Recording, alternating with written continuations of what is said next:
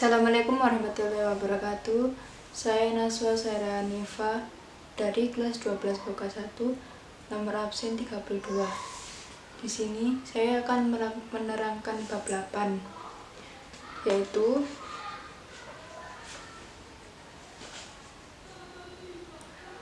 meraih berkah dengan mawaris. Mawaris merupakan serangkaian kejadian mengenai pengalihan pemilikan harta benda dari seseorang yang meninggal dunia kepada seseorang yang masih hidup. Dengan demikian, untuk terwujudnya kewarisan harus ada 3 unsur, yaitu orang mati yang disebut pewaris atau yang mewariskan. Yang kedua, ada harta milik orang yang mati atau orang yang mati meninggalkan harta waris. Dan yang ketiga,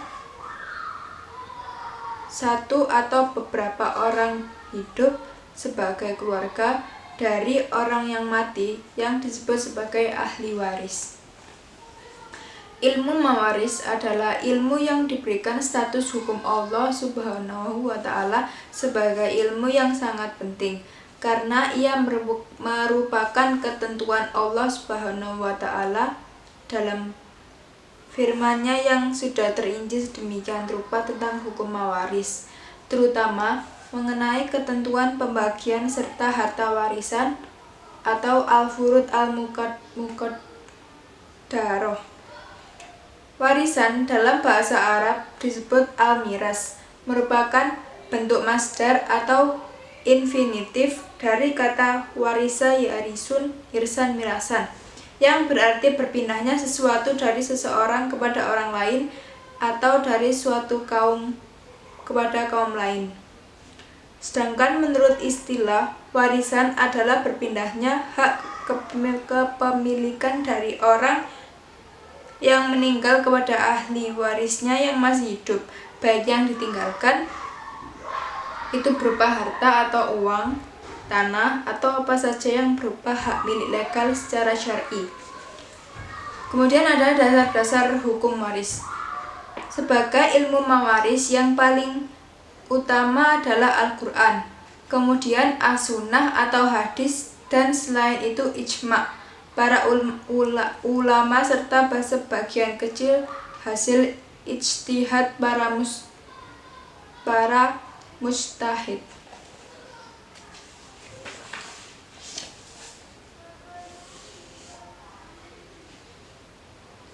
Pada posisi hukum kewarisan Islam di Indonesia.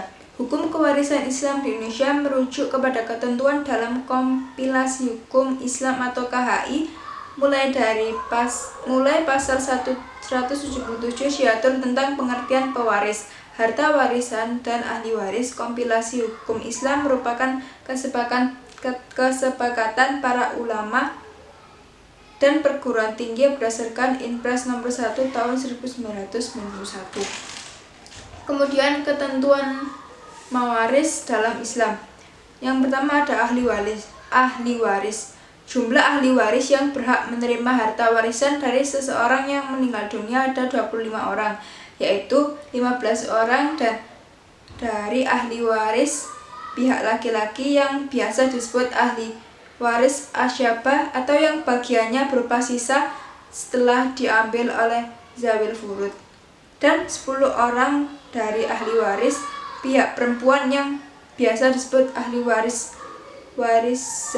zawil furud yang bagiannya telah ditentukan. Kemudian ada syarat-syarat mendapatkan warisan. Yang A, tidak adanya salah satu penghalang dari penghalang-penghalang untuk mendapatkan warisan. Kemudian yang B, kematian orang yang diwarisi walaupun kematian tersebut berdasarkan vonis pengadilan. Yang C, ahli waris hidup pada saat orang yang memberi warisan meninggal dunia.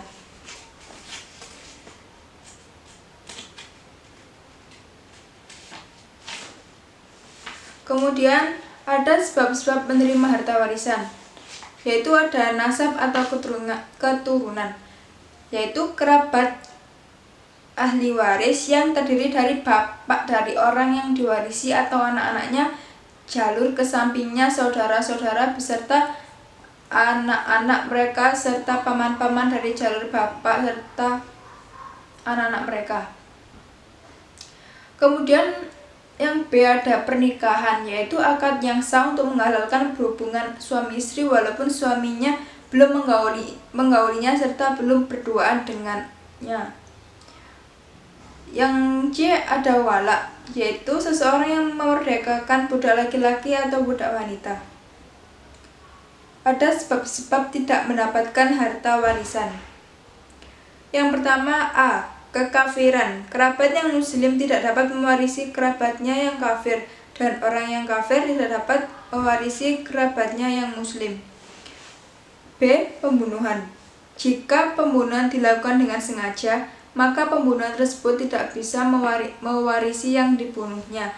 Berdasarkan hadis Nabi SAW, pembunuh tidak berhak mendapatkan apapun dari harta peninggalan orang yang dibunuhnya. Menurut Haji riwayat Ibnu Abdul Bar. Yang C. Perbudakan. Seorang budak tidak dapat mewarisi ataupun diwarisi, baik budak secara utuh ataupun sebagiannya.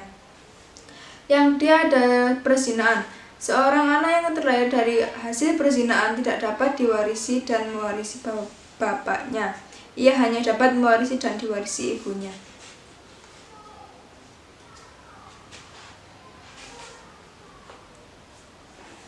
Ada ketentuan pembagian harta warisan.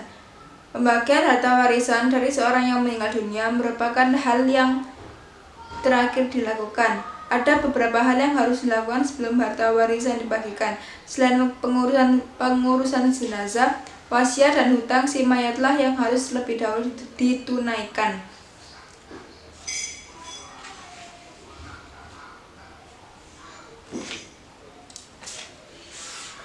Kemudian ahli waris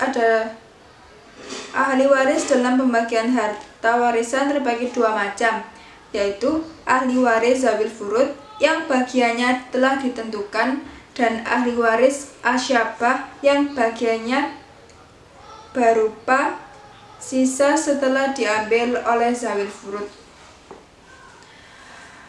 Yang pertama ada ahli waris zawil furud. Ahli waris yang memperoleh kadar pembagian harta warisan telah diatur oleh Allah Subhanahu wa Ta'ala dalam Quran Surat An-Nisa ayat 4 dengan pembagian terdiri dari 6 kelompok.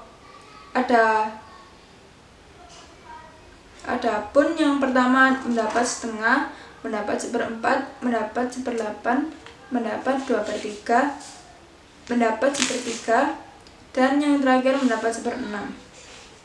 Yang kemudian ada ahli waris asabah.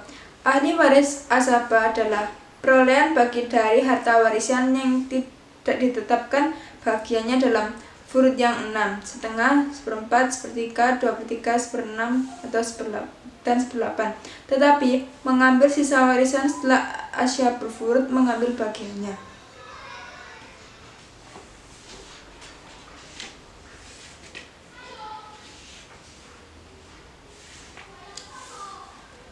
Ahli waris asabah terbagi menjadi dua, yaitu ada asabah bi'an-nafsi, yaitu semua ahli waris laki-laki kecuali suami, saudara laki-laki, seibu, dan mu'tik yang memerdekakan budak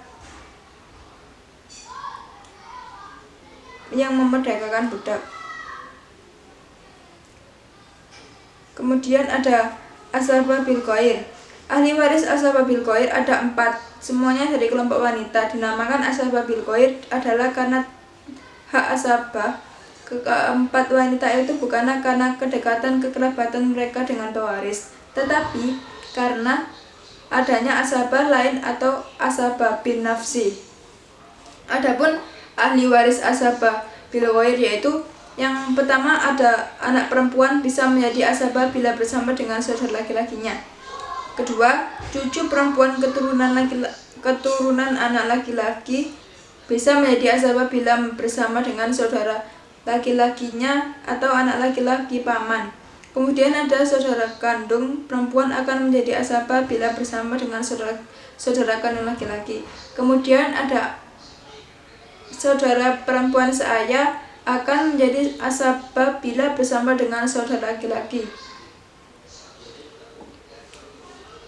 Kemudian ada asabah ma'al ghair. Orang yang termasuk asabah ma'al ghair ada dua, yaitu seperti saudara perempuan sekandung satu orang atau lebih berada bersama dengan anak perempuan satu atau lebih atau bersama putri dari anak laki-laki satu atau lebih atau bersama dengan keduanya. Yang kedua, saudara perempuan seayah atau seayah satu orang atau lebih bersama dengan anak perempuan satu atau lebih atau bersama putri dari anak laki-laki satu atau lebih atau bersama dengan keduanya. Kemudian ada asabah bisabab atau karena sebab. Yang termasuk asabah bisabab atau karena sebab adalah orang-orang yang membebaskan budak, baik laki-laki atau perempuan. Dari penjelasan tentang pembagian harta warisan tersebut, jika semua ahli waris itu ada atau berkumpul, maka ada 3 kondisi yang harus diperhatikan seperti berikut. Yaitu, yang pertama, jika semua ahli waris laki-laki berkumpul, maka yang berhak mendapatkan warisan hanya 3 orang, yaitu ayah, anak laki-laki, dan suami dengan pembagian ayah 1/6, suami 1/4, dan sisanya adalah anak laki-laki atau yang disebut asabah. Yang B, jika semua ahli waris perempuan berkumpul, maka yang berhak mendapatkan warisan adalah 5 orang, yaitu istri 1/8, ibu 1/6, anak perempuan 1/2, dan sisanya saudara perempuan sekandung sebagai